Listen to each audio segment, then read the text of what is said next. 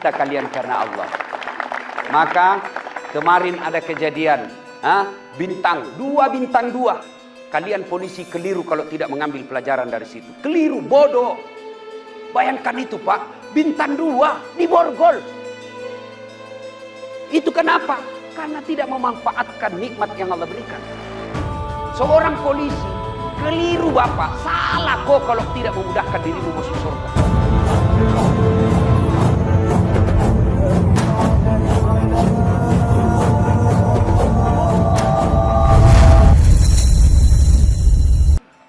Oh, Masya Allah.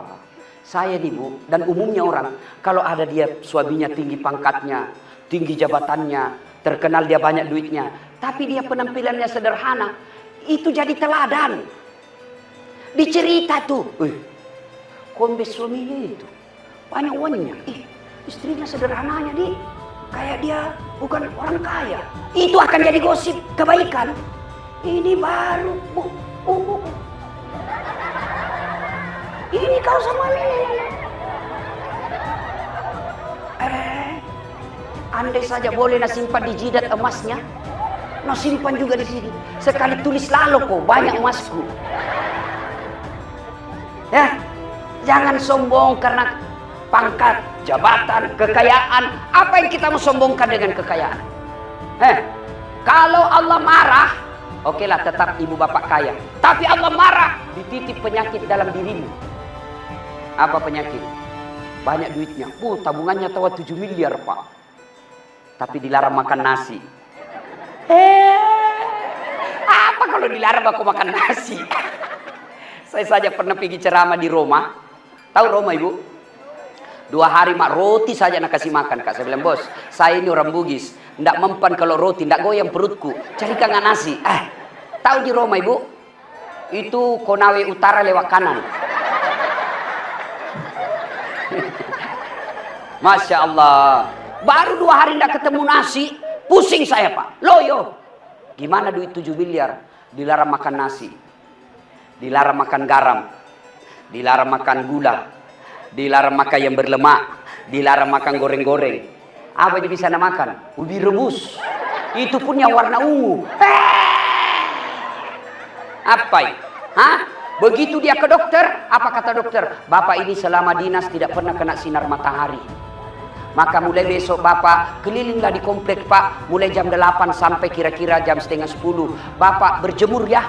Jalan-jalan. Jangan pakai topi Pak. Jangan pakai baju. Pakai celana pendek saja Pak. Supaya kena semua matahari. Dia jalanlah Pak mulai jam 8. Nggak pakai baju, pakai celana pendek, nggak pakai sendal. Jalan dia berkeringat. Apa bedanya sama gembel? Iya toh? Jadi jangan sombong. Makin kaya, makin tinggi jabatan, makin cerdas, tawadu, rendah hati. Itulah yang dicintai oleh Allah Subhanahu wa Ta'ala. Allahu Akbar. Ciri-ciri orang sombong suka pamer-pamer. Itu disebut hedon. Bu, nenek. Pakai tas. Orang cerita-cerita lihat, iya ada kucing. Iya, mirip-mirip singa di. Kau tahu saya pernah ke Singapura. Nah kasih baku sambung lagi tuh kucing dengan Singapura. Sudah itu udah kasih baku sambung itu langsung angkat tasnya. Ini tasku di Singapura ini dia. Kalau kau ndak bisa kau beli, suamimu baru berada. Ini kelakuannya semua ini. Biar giginya nakawak juga. Atau itu istri polisi nakawak giginya. Apalagi karena dikawak giginya, napasa dirinya senyum. Beleng-beleng. Sudah itu, nak kasih lagi matanya soft lens warna biru. Nah, aku tahu jak sekampung jaki dulu. Pakai tongi biru biasa makola. Dia kasih lagi tuh alisnya tebal sekali yang panjang. Tak buka alisnya di pengantin bingung mah kok. Bagaimana cara dia dipasang lagi? Akhirnya apa? Panjang sebelah. Untuk apa pakai begituan?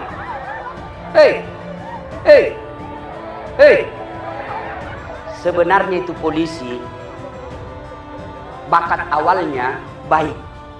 Tidak ada polisi jahat. Tidak mungkin dia bisa lulus polisi kalau jahat. Kenapa? Ada psikotes toh. Iya. Cuma setelah dia lama-lama polisi, dapat istri hedon. Magaya. Baru ini istrinya bergaulnya sama pengusaha. Mau nak kasih sama gelannya sama gelang pengusaha. Nah suamimu 7 juta digajinya cilaka.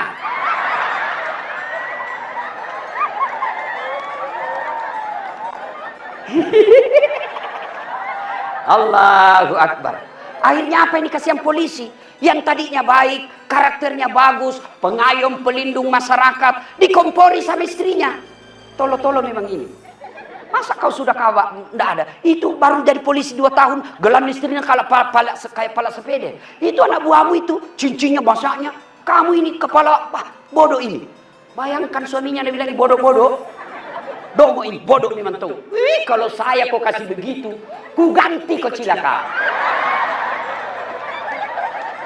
Woi, ada di sini takut sama istrinya? Jujur sama kau saja. Mana ada polisi tidak takut sama istrinya? Nah bilang temanku yang polisi, sebenarnya kita ini Ustaz tidak takut sama istri. Cuma ini istri ada masalah sedikit-sedikit melapor di istrinya komandan. Baru komandan juga takut sama istrinya. Hancurlah kita ini. Pak dengar. Selama permintaan istrimu masih rasional dan tidak cenderung menghalalkan segala cara, ikuti. Karena itu istrimu, tanggung jawab. Tapi kalau permintaannya sudah melanggar aturan sampai membuat kamu menghalalkan segala cara, evaluasi. Lapor mako dipropos. Apakah namanya itu yang paparisa polisi? Pak, saya ini kasihan mau jadi polisi yang baik. Tapi istriku ini kasihan suka teror saya. Tolong carikan saya jalan keluar, komandan. Dia bilang, komandan, sama masalah tak ini, bos.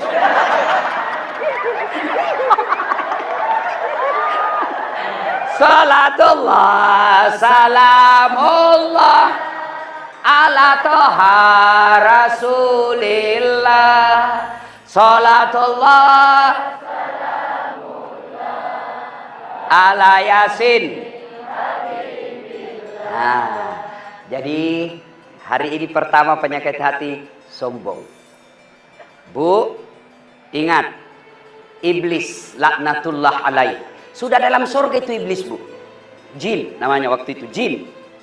Diusir oleh Allah keluar dari surga. Kenapa? Karena dia sombong. Waktu itu jin disuruh sujud. Jin, sujud kau sama Adam. Inilah hambaku yang paling mulia, lebih mulia dari malaikat. Kau sujud. Malaikat sujud. Tumbuhan, binatang sujud. Satu yang tidak mau, jin. Apa kata jin? Tidak mau saya. Dia juniorku. Dia baru diciptakan. Saya dari tanah. Dia dari tanah, saya dari api. Dia baru diciptakan, saya sudah lama. Masa senior hormat sama junior? Gengsi dong. Akhirnya Allah berfirman, oh jin, kamu sombong rupanya. Kau keluar dari surga. Akhirnya jin diusir keluar dari surga. Kenapa? Karena dia sombong. Jin Pak, sudah dalam surga, sombong, diusir. Apalagi kita. Belum masuk surga mau ke sombong. Nggak dapat ke surga. Maka makin ada jabatan, makin ada kekayaan, makin cerdas, makin soleh dia beribadah, tapi dia tawadu, Allah katakan itu hambaku yang sangat kucintai. 1, sombong. 2, apalagi yang tidak disenang oleh Allah Subhanahu wa taala, penyakit hati, zina. Suka selingkuh. Ada yang bilang sekarang laki-laki selingkuh, Ustaz. Siapa bilang? Sama banyaknya perempuan yang selingkuh dengan laki-laki. Kenapa? Karena tidak mungkin laki-laki selingkuh sama laki-laki. Tapi ada toh, saya lihat. Tolo-tolona.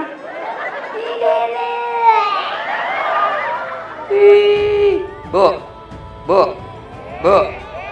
Kenapa ada laki-laki selingkuh? Karena istrinya tidak sanggup hadir di hatinya. Lihat kepala batuna ini. Tidak mau memang tuh dikasih tahu ini semua. Langsung suaminya saya nak kasih salah. Mau kau tahu, Bu? Itu laki-laki tergantung suami istri. Kalau istrinya baik, tidak mungkin dia macam-macam. Ya. Tapi bagaimana suamimu mau hadir, kamu bisa hadir di hatinya kalau kau kasar? Datang suamimu kau tidak hormati. Mau makan, cerewet sekali nih laki-laki, sedikit lagi gajimu. Ya kau ketawa, saya serius ini. Wah. Coba kalau kau datang, kau tahu suamimu mau pulang jam 5 sore, dia capek tadi latihan, tadi dia kerja keras kasihan. Jam 5 dia mau datang, sebelum jam 5 kau sudah dandan. Cantik-cantik kau. Begitu datang suamimu kau sambut, Assalamualaikum kakandaku Arjunaku. Ini dia boleh macam ini, kepala batu memang ini. Hah? Sampai masuk, Masya Allah, duduk suamimu, kau bukakan sepatunya. Nggak ada toh. Nggak pernah kau kasih begitu toh. Pantas fisiknya suamimu kau kuasai, hatinya sama perempuan lain. Kenapa kau kubela kau bos? Dengarkan ibu. Coba kalau pulang suamimu, kamu sopan bicara, kau telepon dia kalau mau pulang, bang, mau makan apa hari ini? Saya suka itu nasi gorengmu sayang. Tanam maki bang, jangkit makan di luar. Hari ini saya masak spesial buat abang. Lihat ini kepala batunya ini semua. La ilaha illallah. Bu, saya dokter 2. Istri saya kasihan sekolah seadanya. Tapi sepertinya dia bisa sakit, tidak bisa kekhianati. Meskipun banyak janda-janda yang curhat. Bu, banyak janda curhat sama saya, Bu. Kirim-kirim stiker aneh-aneh. Tapi selalu saya bilang, ada bidadari di rumahku. Belum masuk azan subuh, sudah ada di atas sajadah mengaji sampai jam 6. Apa? Pernah kau begitu?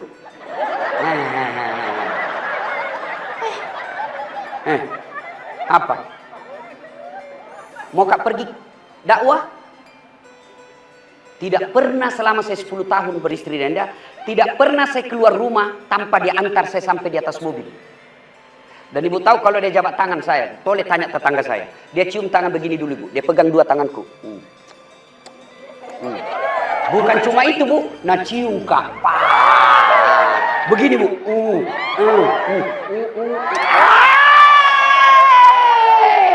Sudah itu, Bu. Nah pelukan lagi baru nak kasih begini dadaku. Ustaz, ridhoi saya. Kalau mati mendadak istri begini, Bu, terbuka lebar itu surga. Kenapa? Ridhonya Allah ada sama ridhonya suamimu. Pernah dia pernah kasih gitu istrimu?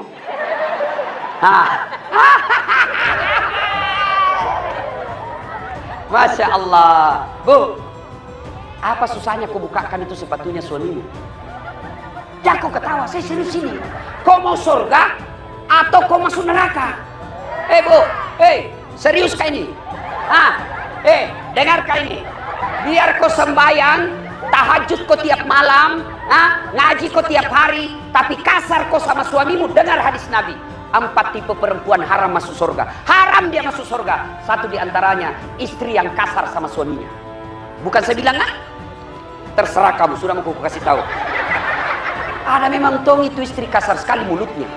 Datang suaminya tidak pernah baik-baik. Coba kalau datang suamimu, Assalamualaikum kakandaku Arjunaku. Sudah itu kau bukakan sepatunya, Allah tersenyum kepadamu. Tapi awalnya itu pasti berat. Kenapa? Karena setan goda kau. Jangko. Pernah itu salah. Pernah itu kau ingat WhatsAppnya dulu itu yang ada lope-lopenya. Itu setan goda kau. Jangko sedikit lagi gajinya. Setan. Kenapa? Karena setan tidak ridha kalau kau masuk surga. Bu, itu perempuan jauh lebih gampang masuk surga dari laki-laki. 4 aja syaratnya kata Nabi. Kalian perempuan, kalau kau masuk surga kata Nabi, 4 aja syaratnya. Tidak ada hadis jaminan bagi laki-laki. 1, kau sholat. Saya yakin ibu-ibu pasti sholat. Yang kedua, puasa Ramadan. Pasti ibu puasa. Yang ketiga, dia jaga harga dirinya. Itu salah satu caranya pakai jilbab. Itu menjaga harga diri. Dan yang keempat, ini agak berat. Dia patuhi perintah suaminya. Ini nih, kau lawan suamimu. Lawan aku suamimu. Sudah jelek rumahmu. Gajimu sedikit suamimu. Bertengkar terus. Di dunia kau sudah menderita, apalagi di akhirat. Karena tong itu kuliah Bayangkari sama suaminya tidak pernah akur. Sumber gosip saja di komplek. Di asrama dia aja dicerita. Kalau bertengkar, tiap hari bertengkar, hamil lagi. Ini ya Bu, maka kalau mau suamimu tidak selingkuh, hadir di hatinya. Gimana cara hadir di hatinya? Jangan kasar ngomong. Datang mertuamu hormati. Di mana maki Bu? Di bandara kan? Ditunggu Bu, saya apa jemput ki? Jangan kau kirim sopir, jangan kau kirim Grab. Kamu yang jemput. Datang, dia lihat suaminya, anaknya dihormati. Maka begitu macam-macam suamimu, istri, mamanya yang bela kok. Saya begitu Bu. Pernah ada rumor, Ustaz mau kawin lagi. Mamaku mengamuk. Agak melu mak bene, jaga kok. Mau kau lagi kawin-kawin, apalagi belum tentu kau dapat istri lebih baik dari itu istrimu sekarang. Awas kok, kalau menikah memang kau haram itu air susuku yang ada di tubuhmu.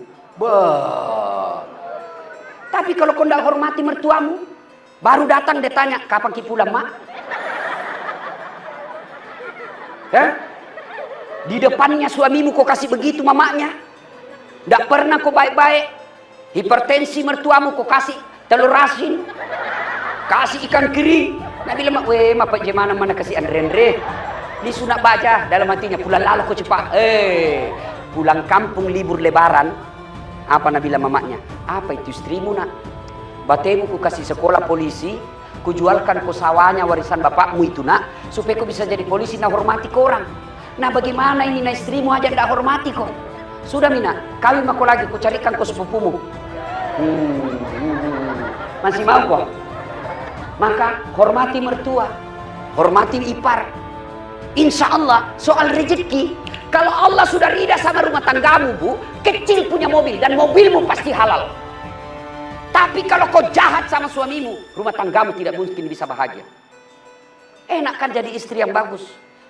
Pulang suami, sudah dandan, datang kita sambut dengan lagu. Bila kamu di sisiku, hati rasa syahdu. Kau peluk lagi. Jangan malah baru pulang suamimu lagumu menyindir. Satu kali kau sakiti hati ini, masih ku maafkan. Pak, mau dapat istri yang baik, yang tidak selingkuh-selingkuh? Mau Pak? Mau? Tidak mungkin anak istrimu baik kalau kau selalu kasih uang haram. Maka jangan bawa uang haram ke rumahmu. Jadi polisi lalu lintas tegakkan aturan di jalan. Jangan kau persulit. Bisa diatur itu. Dan rata-rata itu pakai kacamata hitam Pak. Kenapa? Karena takut lihat matanya orang. Sudahlah jangan Pak. Kalau lalu lintas kasihan di jalan paling 10.000, 100.000. Tapi tiap hari akhirnya apa? Hatimu menjadi keras dan menjadi biasa itu makan uang haram. Lintas 150.000 jadi 100.000. Tapi kalau sus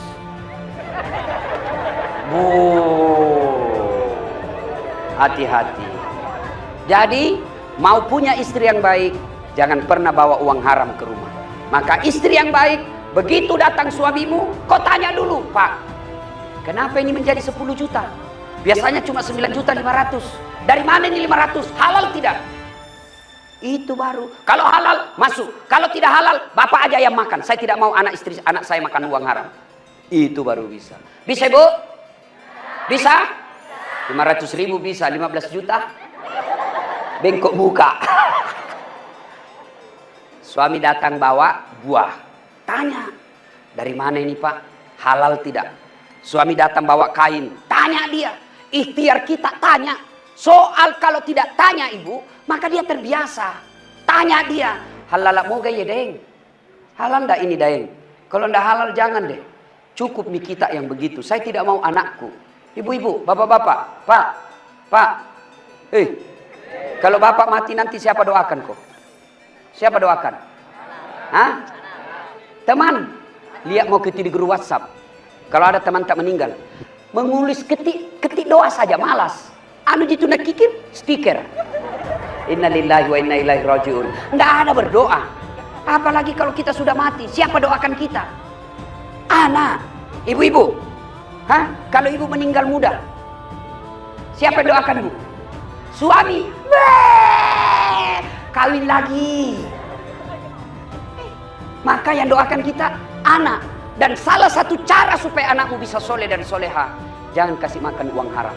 Penyakit hati yang ketiga, hubbi aklil haram, suka memakan barang haram. Yang keempat, penyakit hati, qaswatul qalbi. Apa itu? Keras hati, tidak mempan nasihat. Ada memang orang itu Pak, dinasehati malah marah. Ini selesai ceramah nanti dipanggil dirlantas. Kan istrinya beliau itu yang setengah mati, hubungin saya terus mulai dari bulan 9. Sibuk, kalau gitu ganti lagi bulan 10. Sibuk, kalau begitu bulan 11. Saya bilang sama staf, sudahlah atur saja bagaimana supaya kita ke sana. Ternyata selesai acara, apa dia bilang? Dia panggil panitianya. Siapa tadi panggil itu Ustaz? Saya. Lain kali jangan kau panggil ya. Nggak aku suka ceramahnya. Masa 6 bahas saya terus dia kena. Ini namanya kadoro, keras hati. Tidak mempan nasihat. Ada memang begitu. Dan kentara itu mukanya.